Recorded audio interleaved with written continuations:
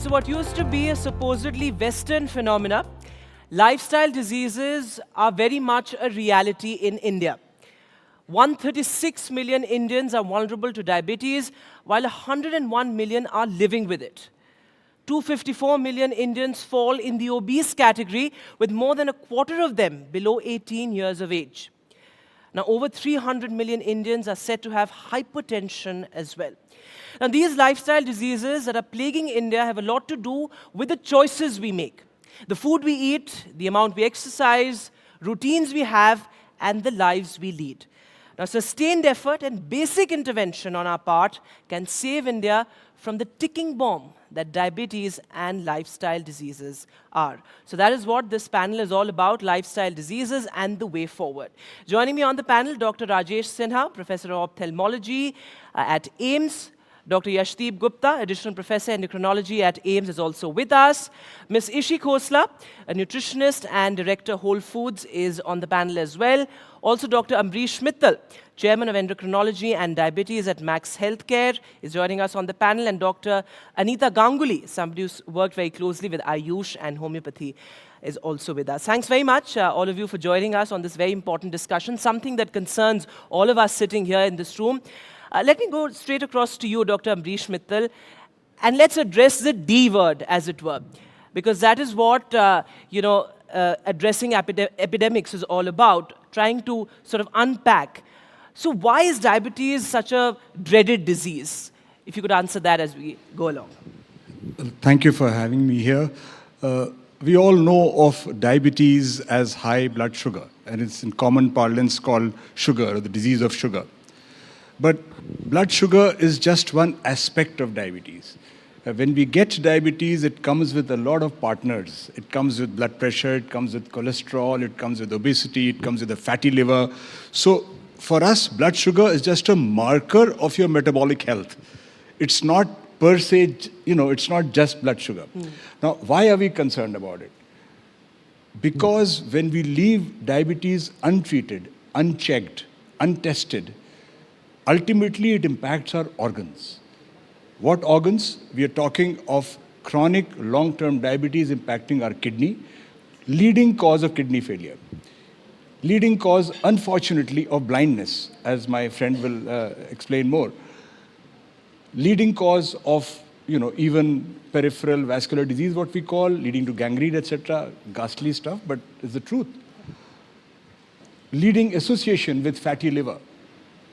So it's not just an elevated glucose, which per se does not produce any symptoms. The increase in diabetes means that all these organs, and especially the heart, for example, are vulnerable. And therefore, the chronic complications of diabetes is what makes it such a dangerous disease. Absolutely. And we'll come to the complications bit as well. But Dr. Gupta, coming on the point of why India is particularly vulnerable to diabetes, because of course this is not just something that's confined to India. I mean, it's a global epidemic that we're talking about, but India particularly is vulnerable. I mean, you have over 130 million Indians directly at the risk of diabetes. So what makes India vulnerable? And while, I was reading up and talking to doctors about it as well, one thing that many doctors made that point of how India has sort of lagging behind as far as newer diabetes drugs are concerned, something that globally, countries are shifting towards.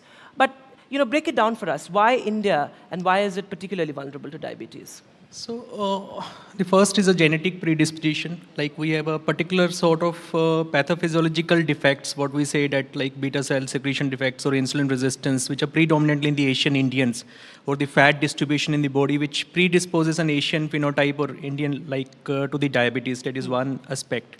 Second, obviously, we are from a nutrition perspective, we have a high carb diet compared to the more protein rich diet from the Western parts. Then the physical activity is too much poor, like we hardly engage in physical activity. Even with the basic minimum of 30 minutes per day, we are not able to keep for that activity level. Then from prevention point of view, if you want to prevent a disease, you need to diagnose at the earliest stage. So the underdiagnosed, what Dr. Ambrish has highlighted, again, if you don't diagnose or investigate at a right stage where it can be prevented, it will just linger on and will manifest either asymptomatic diabetes, or even with 25% of cases can present with the complications straightforward. Right. I think these are the basic reasons which predisposes Indians more compared to the Western counterparts. Right. And you made an interesting point about physical activity as well. And I want to broaden the scope of this discussion, and not just confine it to diabetes, but we're talking about lifestyle diseases like hypertension, obesity, and of course, abnormal levels of cholesterol in youngsters.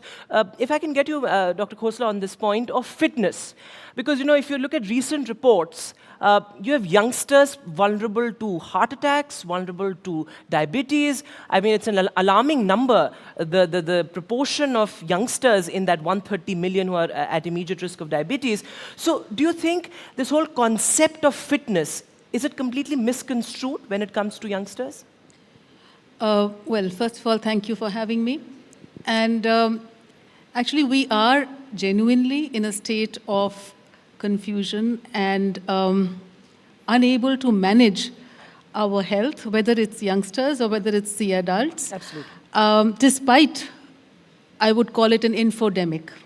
There is so much information out there, like never before, but it's not translating into fitness or good health, and everyone's almost living in a state of fear or guilt. I'm not doing enough, or I'm not eating right, I'm not exercising those 30 minutes. And that fear or guilt and blaming ourselves for the conditions we are suffering. And I think today, the science that I practice and the science that needs to be practiced and is being done in the premier institutes of the world has made a paradigm shift in our approach to health and management of diseases. And as a practitioner, I may be sounding a little abstract, but as a practitioner, when I apply that, it is so gratifying, like I never felt as empowered today with the practice of nutrition when I look at the gut and I look at the gut microbiome, and when I address that versus just looking at nutrition. So what are some of the key principles of a healthy lifestyle? Just taking a cue from what you said, Yes. What are some of those principles that you try to inculcate in that practice? So diet, of course, is very vast, but if I have to give you a simple answer to this, that it's not only what you eat, it's how much you eat, it's how you eat it, it's when you eat, the concept of chrononutrition, and today I would say what you digest. Yes. So the entire ecosystem has changed. The food system has changed. Food was not what it used to be many, many years ago. It's all industrially produced. Yes. It's got additives. It's Most refined. of it is packaged food, It's packaged. even if it's diet food, it's Yes. still packaged. Yes.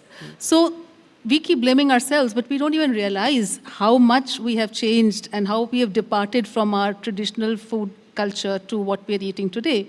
And I think that is the single most important cause which is leading to the kind of problems that we are seeing today. So you touched upon interesting aspects, how you eat, when you eat, how you digest food, all of that. But Dr. Ganguly, in the lives that we lead today, particularly youngsters, I mean, a lot of people from the audience would be able to relate to me when I say this, that in this culture of in this hustle culture, as they say, in the kind of working hours we have, do you think it's possible to practice a healthy lifestyle? Yes. Okay. It's not only possible, it's very easy. I'm a homeopathic expert, I'm a homeopathic doctor. So, speaking from that point of view, particularly diabetes is a very close topic to my heart because it presents the perfect model in which I could explain how Ayush can help. Yes. In treating this entire, I would say, pandemic of diabetes. The point you touched is the prevention point, Yes. the healthy eating, exercise and everything. When we treat a patient, when we take the entire case taking, what we do as the holistic thing, we exactly do that. First of all, if the patient is coming to us in very initial stages where we see he has unhealthy dietary habits, he's obese, he has a very high stress level. So we take all those factors into consideration, and then accordingly we start the treatment. And before the treatment, we just say these are very easy points. Eat healthy. What does healthy mean? In Indian diet, it's already healthy. We have a lot of fiber in our diet. Yes. We do not have dried or processed food. What our ancestors used to eat, what our grandmas used to teach, they are the perfect examples. Don't use too much of refrigerated food, processed food, canned foods. Eat lot of fibers. Eat whole grains. The millets. Like I practiced for 10 years in a rural setup, in a rural primary health center. So I saw the diet they have, it's absolutely fine. There's nothing wrong with that. But Dr. Ganguly, being mindful of what you eat, that's also a sort of a luxury in today's times, because you're juggling between your work, your commute, your family, your relationship, particularly youngsters. There's hardly any time left to give to yourself and to your lifestyle. And generally, if the easiest thing would be to go to the nearest McDonald's, get a happy meal and get going with life. So in such a scenario, how do you practice this? Yeah, but the outcome is unhappy, right? The happy meals are not good, and we all have got this point. So, in regular scenario, take what your mother makes. Cook at home. So return to the basics in a sense. And you made an interesting point about preventive care and the curative part of it. But let me get in Dr. Sinha here, because when it comes to lifestyle diseases, it's all interconnected. And we have an ophthalmologist on the panel, very interestingly, because of course diabetic retinopathy is something that's a big concern. But at the same time, it's all interconnected. More screen time would mean less exercise and less physical activity. That could lead to diabetes, and then that eventually could end up hurting your eyes even more. So give us a sense of the extent to which diabetes can damage your body. First of all, thanks for having me here in this wonderful discussion. Well, it is said that diabetes affects from head to toe. Yes. So similarly, in the eyes also it affects from the most anterior layers of the eye to the most posterior layers of the eye. And we as ophthalmologists also feel, all these things that are being discussed, the balanced diet, balanced life, that is important. Excessive screen time can affect the eyes, can reduce your exercise, that will affect your lifestyle, that will further aggravate your lifestyle diseases like diabetes, hypertension, etc. You will not be able to control all that. The eyes can also get affected because of the lifestyle, because of the diabetes, hypertension, also because of the excessive screen time. Yes. So all these things are interconnected. And when we talk about the eyes, we consider it as a holistic way. We have to treat the whole body in a holistic way. There are many diseases in the eyes which are treated when we consider the whole body in a holistic manner. And that's how we can get a good outcome. Right.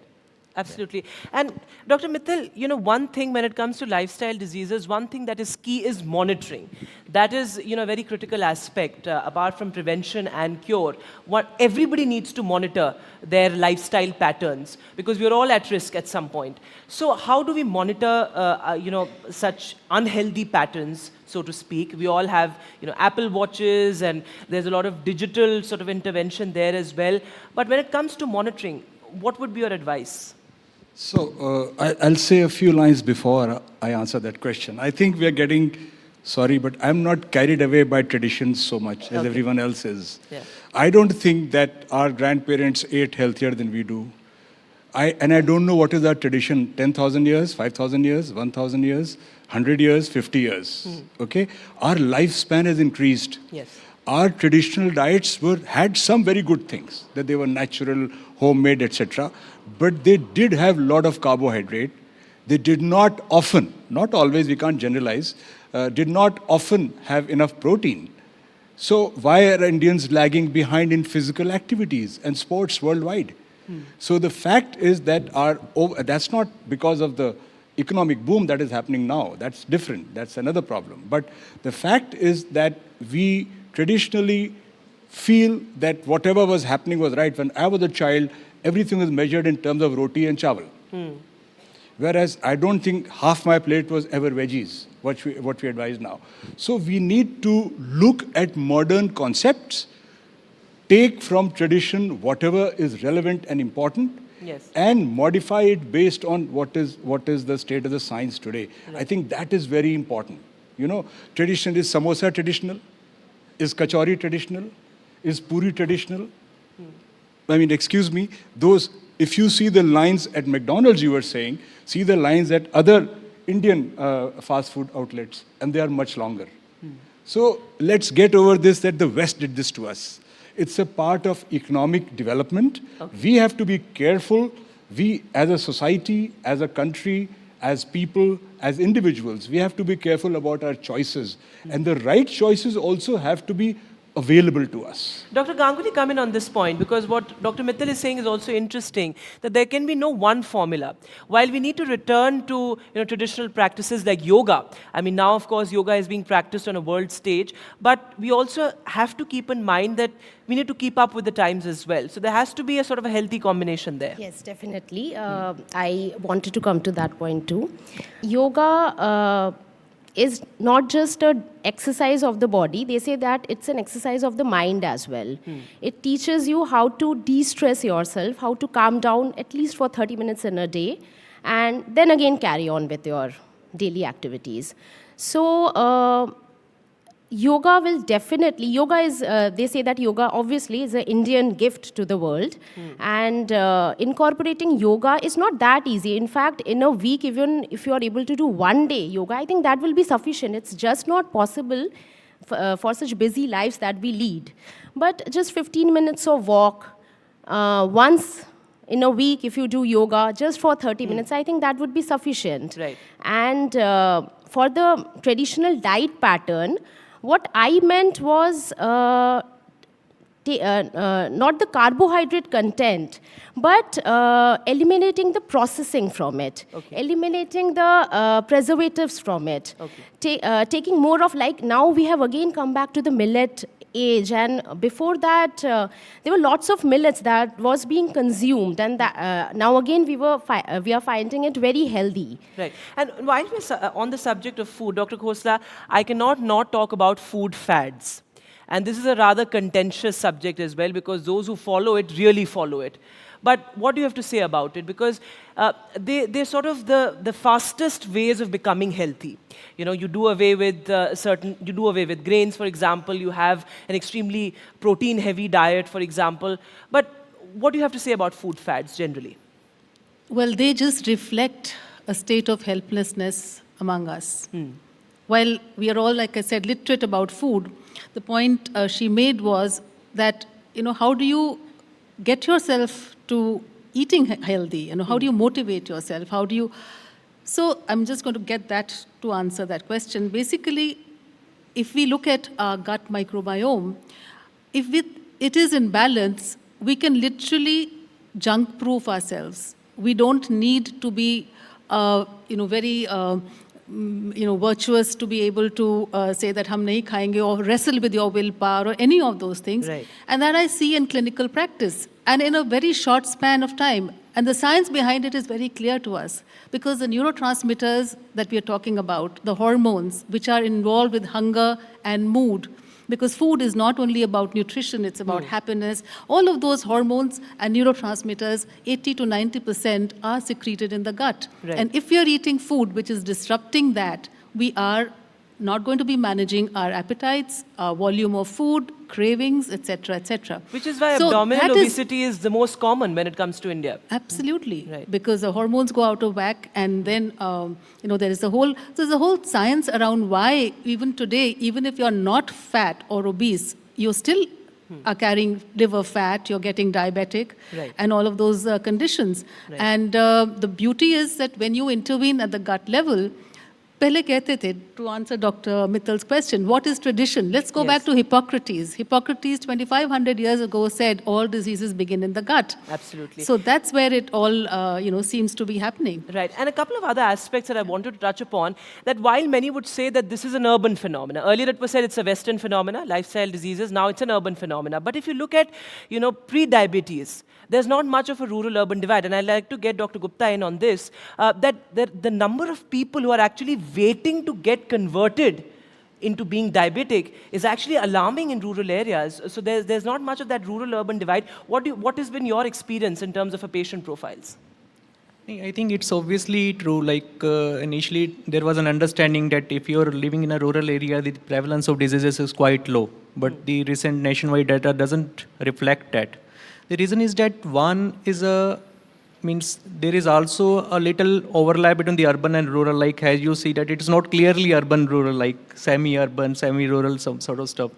The second thing is that there is a penetration. Like when we see the processed foods. So from western to penetration in the metro to the second tier cities, and now actually it is getting penetrated even to the ground level, what we say the rural. And there is a lot of intermingling between the rural and the urban. Like most of the people, when they come to the urban, exposed to the urban environment, take back that bad habits.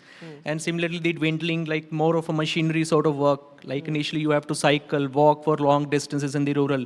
Now the penetration of these vehicles means... Right. That's a very interesting point, Dr. Gupta, because it also has to do a lot with toxic development. Not just our toxic lifestyles, but toxic development. And Dr. Sinha, would you like to come in on this point? Because now the pattern is pollute everything first and then clean it up. Pollute your bodies and then clean it up. Switch to organic foods, go to the gym, pollute the foods, and then switch to organic foods. So do you think that sort of a pattern also is toxic, and that is something that can have adverse long-term impact as well? Yeah, that's true to a great extent. Basically, when we are healthy, we feel that nothing is going to happen. And we don't inculcate in ourselves the healthy lifestyle.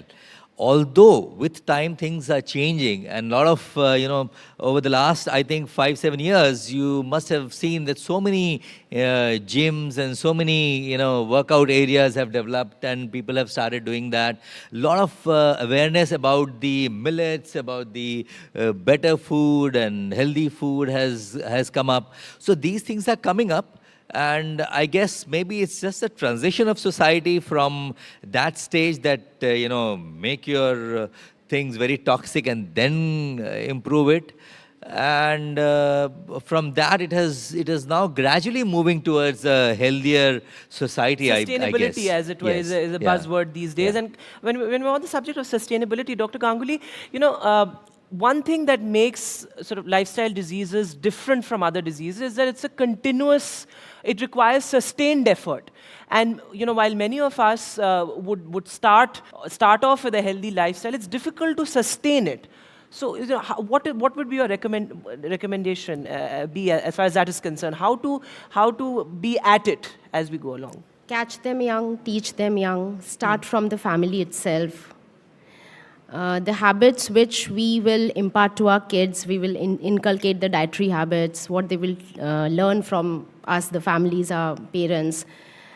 That is the lifestyle. They are called lifestyle for a reason. The main cause is the style of life we are living, the food we are eating, the exercise we are doing. So I think sustained effort, it's a lifelong, it's a life, you have to from like cradle to coffin, it will be a sustained effort. Right.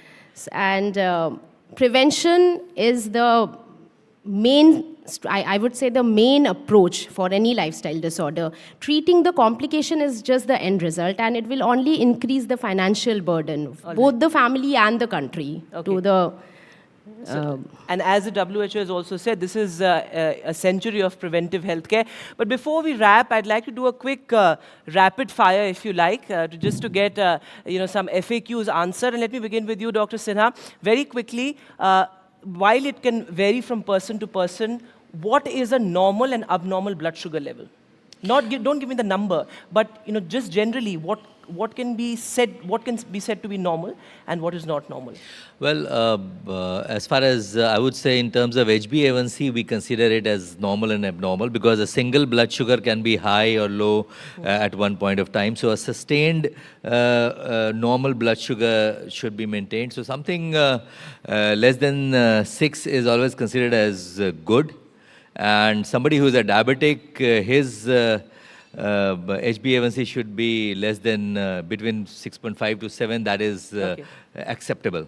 This is what I feel. Dr. Sinha, Dr. Gupta, three signs about yourself that should worry you. I think if means chronic stress, one, because it drives a poor physical activity and nutrition. Sleep deprivation, again, it is a marker of stress. And if you're saying like your tummy coming out, this is a matter of concern. Okay. And Dr. Khosla, in one line, what is balanced diet? That's a tough one, yes. But I would just like to say that if you have to focus on your diet, focus on getting appropriate amount or good amount of protein, not excess, and not through supplements. Pair them with vegetables and fruits. Okay. Dedicate one meal to just vegetables or fruits or / sprouts, which are protective. And of course, probiotics, prebiotics, all of that. Right. And the grain, the choice of the grain is a game changer. And while we're on the subject of how choice, much of grain, the choice of grain, and when you have your grain will be according to you and your specific needs. Right. And there's a one-liner to that in our traditional text, Jaisa an, vaisa man, jaisa an, vaisa tan. Okay. So really, I think our ancestors that's knew very it better well than put. us. And Dr. Mittal, we've been talking a lot about choices. So 3 things to avoid. 3 things which are a complete no-no. I think the most important thing is refined carbohydrate. Carbohydrate per se, if it's rich in fiber, as was expressed by my colleagues, is acceptable. The refined carbohydrate like white bread, like maida-based things, naan, or even very white rotis or shiny white rice, we need to avoid not just sweets, but hidden carbs, refined carbs and all these. Okay. Avoid refined carbs. 2, avoid saturated fat. Okay. So even though there's some discussion about importance of saturated fat now, but yes, go for the good fat which is available in nuts, etc. Avoid trans fats and saturated fats, reheating oil and using it again and again, or fats that are very crudely solid at room temperature. Right. They need to be avoided. And the third thing? The third thing we need to avoid is overeating. Right. I mean, if we can avoid these 3 things, there is no need to stuff yourself, Right. Especially in the later part of the day, especially towards the evening. Okay. I think if we can do this, we can manage pretty easily. Right. And Dr. Ganguly, the last word to you. In one sentence, your mantra for a healthy life. Eat healthy, be happy, and go for a walk. All right, that's a perfect note to end this session on. Thanks very much for joining us on this very important subject, something that concerns all of us. Thank you.